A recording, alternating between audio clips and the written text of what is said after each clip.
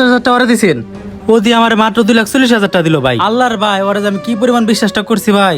ওরে কইছে আমার মায়ের বিয়েটা দিম, খুব কষ্টে আছি, আমার জমিটা একটু বাড়াই বাড়াই বেচে দিস। কিন্তু এই বিশ্বাসের পরবর্তী ফল এটা হইলো আমার লগে। আল্লাহর ভাই, গরিবের উপরে এই কামটা করলো ভাই। আপনি কিছু একটা করে দেন ভাই আরে আমারে। ভাই কও কি তুমি? ওর আমি গুন্ডা গুন্ডা 5 লাখ টাকা দিছি।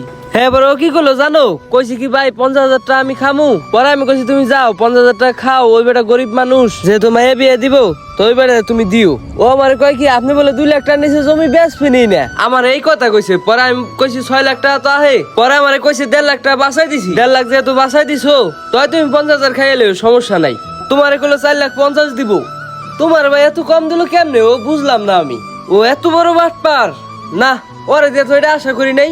ভাই ও আমাকে এই পুরান গাড়ি আহে মাঝে মাঝে। আহেন ভাই যাই দিই, ও পুরান গাড়ি চলো আছে। যাই, ওর আজকে দেখি পাইনি, তোমারটা যেমনি তোমার উড়েই দিমু।